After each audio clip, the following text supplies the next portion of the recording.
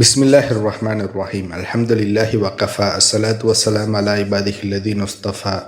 ஹுசூஸன் அலா அஃதலிஹின் வ ஹாக்கிமின் நபியீன் முஹம்மதின் அல் அமீன் வ அலிஹி வஸஹ்பிஹி அஜ்மஈன். அம்மா பஅத். இன்று நாம் பார்க்கக்கூடிய வரலாறு, இன்றைக்கு உலகத்தையே மறைமுகமாக ஆட்சி செய்து கொண்டிருக்கக்கூடிய யூதர்கள் என்று கூறலாம், பனி இஸ்ராயில்கள் என்று கூறலாம், யகூதியர்கள் என்றும் கூறலாம். இவர்களுடைய ஆர்ஜின், அதாவது துவக்கம் எவ்வாறு உருவானது? அல்லாஹு தாலா குரானில் பனி இஸ்ராயில்கள் என்று கூறக்கூடிய யூதர்களை பற்றி எதற்கு பல இடங்களில் குறிப்பிடுகிறான். அல்லாஹு தாலா குரானில் சொல்லும் போது, யா பனி இஸ்ராயில திக்ரு நிஅமதி அல்லதி அன்னம்து அலைக்கும் வஃபூபி அஹதி ஊஃபுபி அஹதிக்கும் ஃபையாய ஃபர்ஹபூன். அல்லாஹு தாலா பனி இஸ்ராயில் சமுதாயத்தை பார்த்து கூறுகிறான், இஸ்ராயில் சமுதாயமே, நான் உங்களுக்கு அளித்த என்னுடைய அருட்கொடையை நினைவு கூறுங்கள். வஃபூபி அஹதி ஊஃபுபி அஹதிக்கும், நீங்கள் என்னுடைய வாக்குறுதியை நிறைவேற்றுங்கள், நான் உங்களுடைய வாக்குறுதியை நிறைவேற்றுகிறேன். ஃபையாய ஃபர்ஹபூன், நீங்கள் எனக்கு பயப்படுங்கள், அஞ்சுங்கள்னு அல்லாஹு தாலா சொல்கிறான். ஸோ அல்லாஹு தாலா இந்த பனி இஸ்ராயல் சமுதாயத்திற்கு ஒரு வாக்குறுதி கொடுத்துருக்கிறான். அதே சமயத்தில் இந்த பனி இஸ்ராயல் சமுதாயமும் அல்லாஹு தாலாவிடம் ஒரு வாக்குறுதி கொடுத்துருக்குறாங்க. அந்த வாக்குறுதி என்ன அப்படிங்கிறது தான் வரக்கூடிய தொடரில் பார்க்க போகிறோம். இதற்கடுத்து வரக்கூடிய தொடர் அனைத்துமே ரொம்ப முக்கியமான தொடர். இன்னைக்கு கரண்ட்ல இருக்கக்கூடிய, இப்போது இருக்கக்கூடிய அரசியல் நிலவரங்களை புரியணும் அப்படின்னு சொன்னால் இந்த வரலாறு தெரிஞ்சிருக்கணும். இன்றைக்கு காசால இருக்கக்கூடிய மக்கள் அனைவரும் எதனால் கொல்லப்படுறாங்க? அந்த இஸ்ரேல் அப்படிங்கிற ஊர் யாருக்கு சொந்தமானது? இன்றைக்கு கிறிஸ்துவர்களாக இருக்கலாம், யூதர்களாக இருக்கலாம், முஸ்லீம்களாக இருக்கலாம். ஏன் இந்த இஸ்ரேல், அதாவது பலஸ்தீன் அப்படிங்கிற நாடு எங்களுக்கு தான் சொந்தம் அப்படின்னு சொல்லிட்டு 3 மதமுமே அடிச்சுக்கிட்டு இருக்கிறாங்க. உண்மையிலே இந்த தொடர் பார்ப்பதன் மூலமாக யாரு பக்கம் நியாயம் இருக்கு அப்படிங்கிறத நம்ம தெரிஞ்சுக்கலாம். இந்த தொடரை பேசக்கூடிய நான் ஒரு இஸ்லாமிய மார்க்கத்தை சார்ந்தவன். நான் ஒரு முஸ்லீம் அப்படிங்கிறதுனால என்னுடைய மதத்திற்கு சப்போர்ட்டாக நான் ஒருபோதும் பேச மாட்டேன். இன்றைக்கு கிறிஸ்துவர்களாக இருக்கலாம், யூதர்களாக இருக்கலாம், முஸ்லீம்களாக இருக்கலாம், 3 மதமுமே அல்லாஹு தாலாவை நம்பக்கூடிய மக்கள் தான். இப்போது அல்லாஹு தாலாவிற்கு கட்டுப்படக்கூடிய நிலையில எந்த சமுதாயம் இருக்குது? அந்த இஸ்ரேல் அப்படிங்கிற பூமி, புனித பூமி அல்லாஹு தாலாவிற்கு தான் சொந்தமானது அப்படிங்கிறத 3 மதமுமே, முஸ்லீம்கள், கிறிஸ்துவர்கள், யூதர்கள் 3 பேருமே ஏற்றுக்கொள்வாங்க. ஸோ அல்லாஹு தாலா இப்போது இருக்கக்கூடிய புதிய வேதமான குரானாக இருக்கலாம், பழைய ஏற்பாடு, புதிய ஏற்பாடு கொண்ட பைபிளாக இருக்கலாம், இதில் அல்லாஹு தாலா இந்த பூமி யாருக்கு சொந்தமானதுன்னு சொல்கிறான் அப்படிங்கிறது தான் இந்த தொடருடைய உண்மையான ஆப்ஜெக்டிவ். இப்ராஹிம் அலைஹிஸ்ஸலாத்து வஸ்ஸலாம் அவங்களுடைய சந்ததிகளில் அல்லாஹு தாலா 2 பேரை தேர்ந்தெடுக்கிறான். அதில் ஒன்று சாரா அலைஹிஸ்ஸலாத்து வஸ்ஸலாம் அவங்களுடைய மகனான இஸ்ஹாக் அலைஹிஸ்ஸலாத்து வஸ்ஸலாம், இன்னொன்று ஹாஜர் அலைஹிஸ்ஸலாத்து வஸ்ஸலாம் அவங்களுடைய மகனான இஸ்மாயில் அலைஹிஸ்ஸலாத்து வஸ்ஸலாம். இப்போ இவங்க 2 பேர்த்துல யாரை முதல்ல அல்லாஹு தாலா தேர்ந்தெடுக்கிறான்னு சொன்னால், அல்லாஹு தாலா சாரா அலைஹிஸ்ஸலாத்து வஸ்ஸலாம் அவங்களுடைய மகனான இஸ்ஹாக் அலைஹிஸ்ஸலாத்து வஸ்ஸலாம் அவங்கள தான் முதல்ல தேர்ந்தெடுக்கிறான். எதற்காக தேர்ந்தெடுக்கிறான் அப்படின்னு சொன்னால், நாம் ஏற்கனவே பழைய தொடரில் சொல்லியிருந்தோம், அதாவது நிசாமே தஷ்ரீ, ஷரியா, அதாவது அல்லாஹு தாலா தான் இந்த மனிதர்களை படைத்திருக்கிறான். எதற்காக படைத்திருக்கிறான்னு சொன்னால், நம்மை சோதிப்பதற்காக. இந்த உலகத்தில் அல்லாஹு தாலாவால் அனுமதிக்கக்கூடிய செயல்களும் உண்டு, அதை ஹலால் என்று கூறுவோம். இந்த உலகத்தில் அல்லாஹு தாலாவால் அனுமதிக்காத செயல்களும் உண்டு, அதனை ஹராம் என்று கூறுவோம். எந்தெந்த டிபார்ட்மெண்ட், அதாவது எந்தெந்த துறையில் அனுமதிக்கப்பட்டது, அனுமதிக்கப்படாதது இருக்கிறது என்று பார்த்தால், அரசியல் சட்டங்களாக இருக்கலாம், பொலிட்டிக்கல் லா, பொருளாதார இயலாக இருக்கலாம், ஃபினான்ஷியல் லா, குடும்பவியல் சட்டமாக இருக்கலாம், ஃபேமிலி லா, குற்றவியல் சட்டமாக இருக்கலாம், அதாவது கிரிமினல் லா, பீனல் கோட், அடுத்து மருத்துவ இயலாக இருக்கலாம், தெரப்பியூட்டிக் லெஜிஸ்லேஷன், சட்டவியலாக இருக்கலாம், ஜூரிஸ்ப்ரூடன்ஸ், இராணுவியலாக இருக்கலாம், மார்ஷியல் லா, ஆயுதவியலாக இருக்கலாம், அம்யூனேஷன் அண்ட் டிஃபென்ஸ், வானியலாக இருக்கலாம், ஆஸ்ட்ரோபிசிக்ஸ், மண்ணியலாக இருக்கலாம், ஜியாலஜிக்கல் அண்ட் ஆர்கியாலஜிக்கல் டிபார்ட்மெண்ட், உயிரியலாக இருக்கலாம், பயோனமிக்ஸ், எக்காலஜி, என்விரான்மெண்ட், விவசாய இயலாக இருக்கலாம், அக்ரிகல்ச்சர் டிபார்ட்மெண்ட், தேசிய இயலாக இருக்கலாம், நேஷனாலிட்டி, சிட்டிசன்ஷிப்பு, வாகன இயலாக இருக்கலாம், டிரான்ஸ்போர்ட்டேஷன் லா, கல்வி இயலாக இருக்கலாம், பெடகோஜி லா, தனிமனித இயலாக இருக்கலாம், இண்டிவிஜுவல் மொராலிட்டி, பாக பிரிவினை இயலாக இருக்கலாம், பார்ட்டிஷன் லா, குத்தகை இயலாக இருக்கலாம், அதாவது லீஸுக்கு விடுறது, டெண்டன்சி லா, ரெண்டல் லா, கட்ட இயல் சட்டமாக இருக்கலாம், ஹவுஸ் ஹோல்டு சிஸ்டம், வாரிசு உரிமையாக இருக்கலாம், லா ஆஃப் இன்ஹெரிட்டன்ஸ், வியாபார இயலாக இருக்கலாம், மார்க்கெட்டிங், வணக்க வழிபாடு சட்டங்கள், அதாவது மசாயில் சட்டங்கள். இவை அனைத்திலையுமே ஹலால் ஹராம், அதாவது அல்லாஹு தாலாவால் ஏற்கக்கூடியது, ஏற்கக்கூடாததுன்னு இருக்கு. இந்த எல்லா கேட்டகரி ஆஃப் டிபார்ட்மெண்ட்டை 3 விஷயமாக பிரிக்கலாம். ஒன்று தனிமனித இயல், இன்னொன்று குடும்பவியல், இன்னொன்று அரசியல். So the majority of department to be contingent at, அதாவது அதிகமான துறை எதை டிபெண்ட் பண்ணி வருதுன்னு சொன்னால் அது அரசியலை டிபெண்ட் பண்ணி தான் வருது. குடும்பவியல் சட்டமாக இருக்கலாம், அல்லது ஒட்டுமொத்த அரசியல் சட்டமாக இருக்கலாம். அதனை கட்டுப்படுத்துவதற்கு ஒரு அமீர், அதாவது ஒரு தலைவன் அப்படிங்கிறது தேவைப்படுவாங்க. அதே சமயம் இந்த உலகம் முழுவதையுமே ஆட்சி செய்வதற்கு ஒரு தலைமை பீடம், அதாவது ஹெட் குவார்ட்டர்ஸும் தேவைப்படும். இப்போது தலைவராக அல்லாஹு தாலா யாரை தேர்ந்தெடுக்கிறான்னு சொன்னால் அல்லாஹு தாலா இப்ராஹிம் அலைஹிஸ்ஸலாத்து வஸ்ஸலாம் அவங்கள தேர்ந்தெடுக்கிறான்.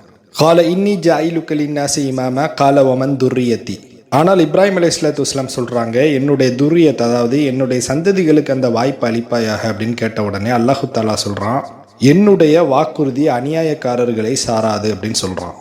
இப்போது இப்ராஹிம் அலைஹிஸ்ஸலாத்து வஸ்ஸலாம் என்னுடைய சந்ததிகளில் ஒருத்தங்களை இமாமா தேர்ந்தெடுன்னு சொன்னாங்கல்ல, அந்த சந்ததிகளில் ஒருவராக இஸ்ஹாக் அலைஹிஸ்ஸலாத்து வஸ்ஸலாம் அவங்களுடைய ஜெனரேஷனை அல்லாஹு தாலா இமாமத்திற்காக வேண்டி தேர்ந்தெடுக்கிறான். யூதர்கள் கூட அடிக்கடி சொல்லுவாங்கல்ல, we are God chosen people அப்படின்னு. அதற்கான மீனிங் என்னன்னு சொன்னால் அதற்கு இதுதான் அர்த்தம். இப்ராஹிம் அலைஹிஸ்ஸலாத்து வஸ்ஸலாம் அவங்களுடைய இரண்டாவது மனைவியான ஹாஜர் அலைஹிஸ்ஸலாத்து வஸ்ஸலாம் அவங்களை அல்லாஹு தாலா மெக்கால வச்சு அதிகமாக சோதித்தான். இஸ்மாயில் அலைஹிஸ்ஸலாத்து வஸ்ஸலாம் அவங்கள இப்ராஹிம் அலைஹிஸ்ஸலாத்து வஸ்ஸலாம் குர்பானி கொடுக்க சொல்லி அவங்களையும் அல்லாஹு தாலா சோதிக்கிறான். அதற்கு கிடைத்த பரிசு இஸ்மாயில் அலைஹிஸ்ஸலாத்து வஸ்ஸலாம் அவங்களுடைய சந்ததிகளுக்கு காபத்துல்லாவை நிர்வாகம் செய்யக்கூடிய அந்த பொறுப்பு அவங்களுக்கு கிடைக்குது பரிசாக. இப்போது எதற்கு சாரா அலைஹிஸ்ஸலாத்து வஸ்ஸலாம் அவங்களுடைய மகனான இஸ்ஹாக் அலைஹிஸ்ஸலாத்து வஸ்ஸலாம் அவங்களுக்கு இமாமத்து போகுதுன்னு சொன்னால், சாரா அலைஹிஸ்ஸலாத்து வஸ்ஸலாம் பல வருடங்களாக குழந்தை இல்லாமல் இருந்தாங்க. அந்த சோதனைக்கு பரிசாக சாரா அலைஹிஸ்ஸலாத்து வஸ்ஸலாம் அவங்களுடைய ஜெனரேஷனில் வரக்கூடிய இஸ்ஹாக் அலைஹிஸ்ஸலாத்து வஸ்ஸலாம் அவங்களுடைய சந்ததிகளை இமாமா தேர்ந்தெடுக்கிறான். இப்போ ஒரு விஷயத்தை தெளிவாக புரிஞ்சுக்கணும், அல்லாஹு தாலா ஒரு ஜெனரேஷனை இமாமா தேர்ந்தெடுத்துட்டான்னு சொன்னால் உடனே போய் சேரில் உட்காந்துட முடியாது. அதற்கென்று ஒரு சில எஃபர்ட், அதற்கென்று ஒரு சில டைம் பீரியட், இதனை கண்டிப்பாக அல்லாஹ் தாலா தேர்ந்தெடுக்கப்பட்ட சமுதாயத்தின் மீது எதிர்பார்ப்பான். ஸோ அந்த எதிர்பார்ப்பு தான் அல்லாஹு தாலாட்ட யூதர்கள் கொடுத்த வாக்குறுதி. அந்த வாக்குறுதியை நிறைவேற்றினாங்கன்னு சொன்னால் அல்லாஹு தாலா அவனுடைய வாக்குறுதியை நிறைவேற்றுவான், அதாவது இமாமத்தை கொடுப்பான். சரி, இப்போது இஸ்ஹாக் அலைஹிஸ்ஸலாத்து வஸ்ஸலாம் அவங்களுடைய வரலாற்றை தொடர்வதற்கு முன்னாடி இஸ்மாயில் அலைஹிஸ்ஸலாத்து வஸ்ஸலாம் அவங்க மெக்கால என்னென்னலாம் செஞ்சிட்டு இருந்தாங்க அப்படிங்கிறத லைட்டாக பார்த்துட்டு வருவோம். இஸ்மாயில் அலைஹிஸ்ஸலாத்து வஸ்ஸலாம் முதல்ல திருமணம் பண்ணி அந்த பெண்மணியோடு தலாக்கா இருக்கும். அந்த பெண்மணி என்ன குலத்தை சார்ந்தவர்கள் என்று பார்த்தால், அந்த பெண்மணி அமாலிக் என்ற அரபு குலத்தை சார்ந்தவர்கள். அந்த பெண்மணியுடைய பெயர் அமாரா பின் சாத் பின் உசாமா. இஸ்மாயில் அலைஹிஸ்ஸலாத்து வஸ்ஸலாம் அவர்களுடைய தந்தையான இப்ராஹிம் அலைஹிஸ்ஸலாத்து வஸ்ஸலாம் அந்த பெண்மணியோடு வாழ்வது பிடிக்கவில்லை என்ற காரணத்தினால் இஸ்மாயில் அலைஹிஸ்ஸலாத்து வஸ்ஸலாம் அந்த பெண்மணியை தலாக் பண்ணுறாங்க. இப்போ அடுத்ததாக இஸ்மாயில் அலைஹிஸ்ஸலாத்து வஸ்ஸலாம் ஒரு பெண்மணியை திருமணம் முடிக்கிறாங்க. அந்த பெண்மணியுடைய பெயர் ஷைதா பின் முலால் பின் அம்ரு. அந்த பெண்மணி ஜுரூம் குலத்தை சார்ந்தவர்கள் என்று கருத்துக்கள் உள்ளது. ஆனால் வலிமையான கருத்து, அந்த பெண்மணி பனு குசா குலத்தை சார்ந்தவர்கள். இப்போது இந்த இஸ்மாயில் அலைஹிஸ்ஸலாத்து வஸ்ஸலாம் அவங்களுடைய இரண்டாவது மனைவி மூலமாக 12 குழந்தைகள் பிறக்கிறாங்க. அந்த 12 குழந்தைகளுடைய பெயர், அந்த 12 குழந்தைகள் யாரெல்லாம் சொன்னா நாபித், கைதர், இஸ்பா, மீஷ், மிஷ்மஹ், மாஷ், தூமா, அத்அர், எதுர், பினிஷ், தைமா, கடைசியாக கைதமா. ஒரு சில கருத்துக்கள்ல முதல்ல பிறந்த குழந்தை நாபித் அவங்க முதல் மனைவிக்கு பிறந்த குழந்தை என்றும் கருத்துக்கள் உள்ளது. அதே போன்று இஸ்மாயில் அலைஹிஸ்ஸலாத்து வஸ்ஸலாம் அவர்களை பற்றி வரலாற்றில் குறிப்பிடும் போது முதலில் குதிரையில் பயணித்தவர் யாருன்னு சொன்னா அவங்க இந்த இஸ்மாயில் அலைஹிஸ்ஸலாத்து வஸ்ஸலாம் என்று குறிப்பிடப்பட்டுள்ளது. இஸ்மாயில் அலைஹிஸ்ஸலாத்து வஸ்ஸலாம் அவர்களுக்கு மரண நேரம் நெருங்கும் போது பக்கத்துல இஸ்ஹாக் அலைஹிஸ்ஸலாத்து வஸ்ஸலாம் அவங்க இருந்தாங்க. இருவருக்கும் 13 வயது டிஃபரன்ஸ். இப்போது இஸ்மாயில் அலைஹிஸ்ஸலாத்து வஸ்ஸலாம் இஸ்ஹாக் அலைஹிஸ்ஸலாத்து வஸ்ஸலாம் அவர்களுக்கு ஒரு சில உபதேசம் செய்கிறாங்க. குறிப்பாக இந்த சமுதாயத்தை எப்படி வழி நடத்த வேண்டும் என்று இஸ்மாயில் அலைஹிஸ்ஸலாத்து வஸ்ஸலாம் இஸ்ஹாக் அலைஹிஸ்ஸலாத்து வஸ்ஸலாம் அவங்களுக்கு உபதேசம் செய்கிறாங்க. இப்போது இஸ்மாயில் அலைஹிஸ்ஸலாத்து வஸ்ஸலாம் 137வது வயதில் ஒஃபாத் ஆகுறாங்க. அவர்களுடைய அடக்கஸ்தலம் எங்கே இருக்குதுன்னு சொன்னால் ஹாஜர் அலைஹிஸ்ஸலாத்து வஸ்ஸலாம் அவங்க எந்த இடத்துல அடக்கப்பட்டாங்களோ அதற்கு பக்கத்தில் இஸ்மாயில் அலைஹிஸ்ஸலாத்து வஸ்ஸலாம் அடக்கப்பட்டாங்க என்று வரலாற்று குறிப்புகளில் பதிவு செய்யப்பட்டுள்ளது. ஒரு சில குறிப்புகளில் ஹிஜ்ர் இஸ்மாயில், அதாவது காபாக்கு பக்கத்தில் ஹிஜ்ர் இஸ்மாயில் அப்படிங்கிற இடத்துல அடக்கப்பட்டாங்க அப்படிங்கிறது ஒரு கருத்து. சரி, இப்போது இஸ்ஹாக் அலைஹிஸ்ஸலாத்து வஸ்ஸலாம் அவர்களுடைய செய்திக்கு வரலாம்.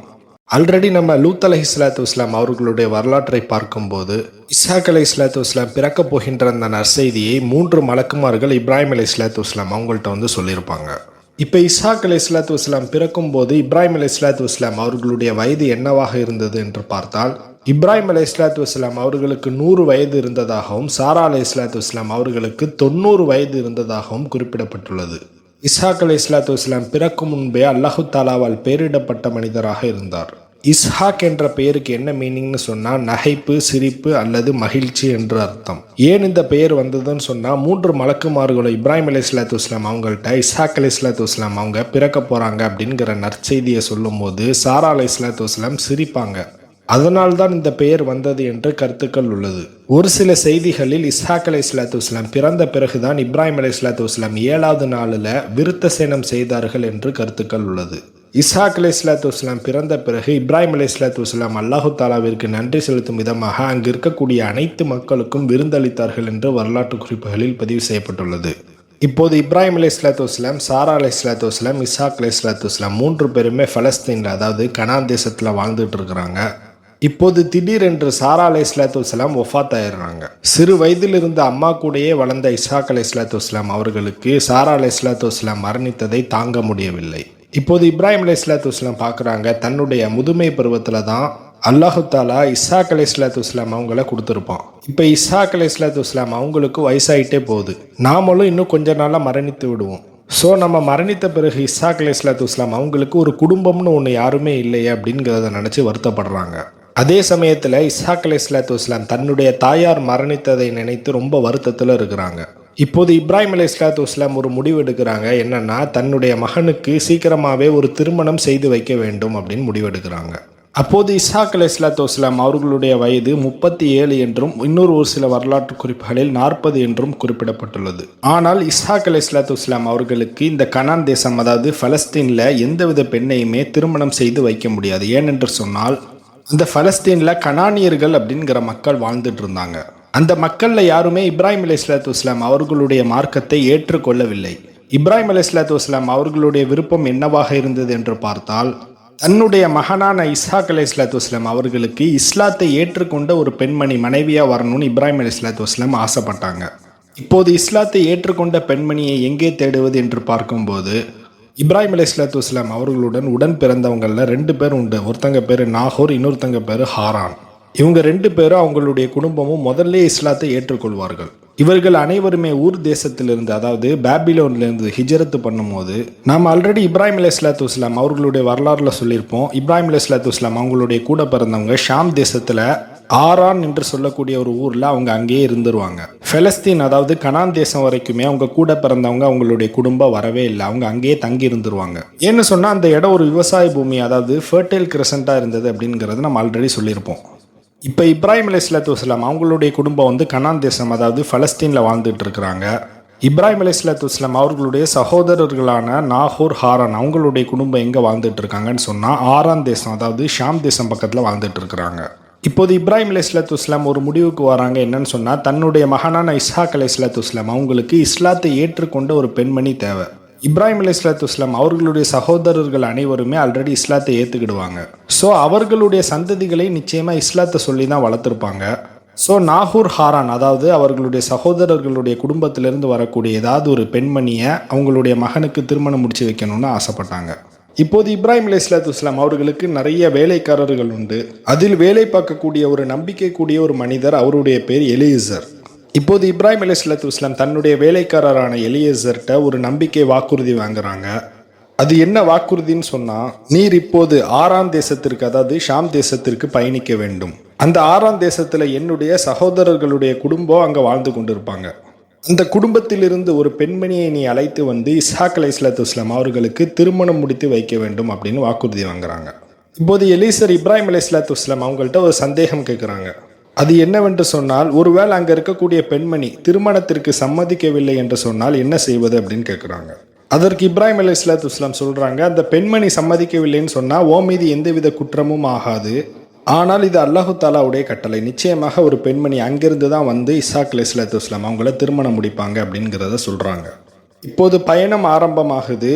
எலியேசர் கனான் தேசத்திலிருந்து அதாவது பலஸ்தீனிலிருந்து நீண்ட தூரம் பயணித்து ஷாம் தேசத்திற்கு அதாவது ஆரான் என்கின்ற தேசத்திற்கு வராங்க. அவர்களுடன் சேர்ந்து கிட்டத்தட்ட 10 ஒட்டகங்களும் ஒரு சில வேலைக்காரர்களும் கூட வராங்க. இப்போ ஆரான் என்கின்ற தேசத்திற்கு வந்துவிட்ட பிறகு அந்த ஊருடைய எல்லையில் அதாவது தண்ணீர் துறவு இருக்கக்கூடிய இடத்துல ஒட்டகத்தெல்லாம் நிப்பாட்டிட்டு அங்கே ஓய்வு எடுக்கிறாங்க. அந்த நேரம் கிட்டத்தட்ட சாயங்கால நேரமாக இருக்கும். அந்த நேரத்தில் நிறைய பெண்கள் கிணத்துலேருந்து தண்ணி பிடிச்சிட்டு போவாங்க. இப்போ அந்த இடத்துல எலியேசர் அல்லாஹு தாலாட்ட துவா கேட்குறாங்க, யா அல்லாஹ் என்னுடைய காரியத்தை நான் வந்த நோக்கத்தை நிறைவேற்ற செய்ய வைப்பாயாக அப்படின்னு துவா கேட்குறாங்க. இப்போது அந்த இடத்துல ஒரு பெண்மணி தன்னுடைய குடத்தில் தண்ணீரை நிரப்பி விட்டு தன்னுடைய தோளில் சுமந்து கொண்டு வராங்க. இப்போது எலியேசர் அங்கே இருக்கக்கூடிய பெண்மணிகள்கிட்ட தண்ணி கேட்குறாங்க. அப்போது இந்த பெண்மணி அவங்கள நோக்கி வராங்க. தன்னுடைய தோளில் சுமந்து கொண்டிருக்கக்கூடிய அந்த குடத்தை கீழே இறக்கிட்டு அவங்கள தண்ணி குடிக்க சொல்கிறாங்க.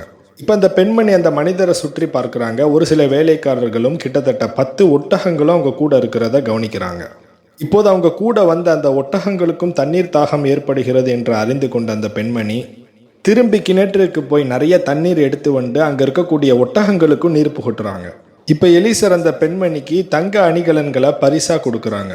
இப்போ எலீசர் அந்த பெண்மணியை பார்க்குறாங்க, யார் இவங்க, மிகவும் இரக்க குணம் உள்ளவங்களாக இருக்கிறாங்களே, தனக்கு தண்ணீர் கொடுத்தது மட்டும் அல்லாமல் தம்முடைய ஒட்டகத்திற்கும் தண்ணி கொடுக்குறாங்களே அப்படின்னு சொல்லிட்டு அந்த பெண்மணிகிட்ட நீங்கள் யார் அப்படிங்கிறத விசாரிக்கிறாங்க.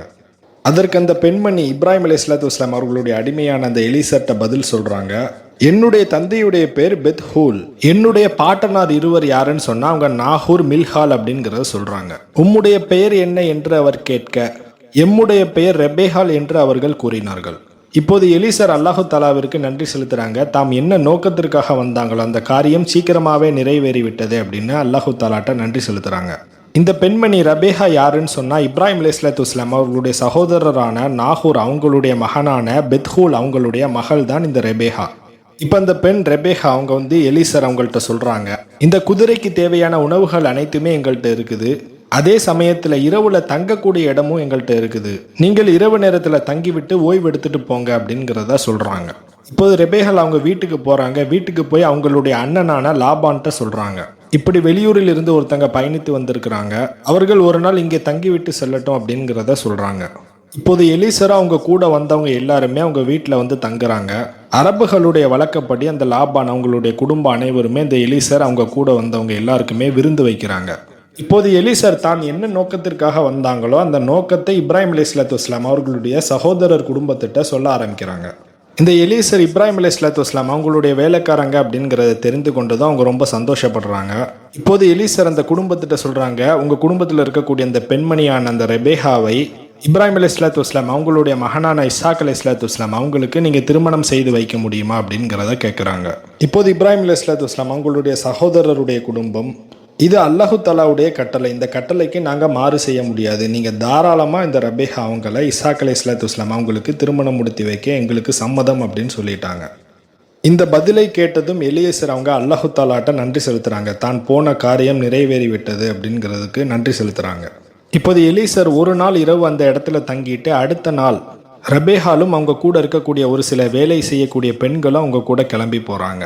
இப்போது இப்ராஹிம் அலைஹிஸ்ஸலாத்து வஸ்ஸலாம் அவர்களுடைய சகோதரர் குடும்பம் அனைவருமே ரெபேஹால் அவங்களுக்காக துவா செய்து இஸ்ஹாக் அலைஹிஸ்ஸலாத்து வஸ்ஸலாம் அவர்களை திருமணம் செய்ய இப்ராஹிம் அலைஹிஸ்ஸலாத்து வஸ்ஸலாம் அவர்களுடைய அடிமையான எலீசரோடு அனுப்பி வைக்கிறாங்க. அந்த இடத்துல ரெபேஹால் அவங்க நினைச்சிருந்தன்னா முடியாதுன்னு சொல்லியிருக்க முடியும். ஆனால் இது அல்லாஹு தாலாவுடைய கட்டளை என்பதால் அடுத்த நாளே தன்னுடைய குடும்பத்தை விட்டு கனான் தேசத்திற்கு சென்று இஸ்ஹாக் அலைஹிஸ்ஸலாத்து வஸ்ஸலாம் அவங்களை திருமணம் செய்வதற்கு தயாராக இருந்தார்கள்.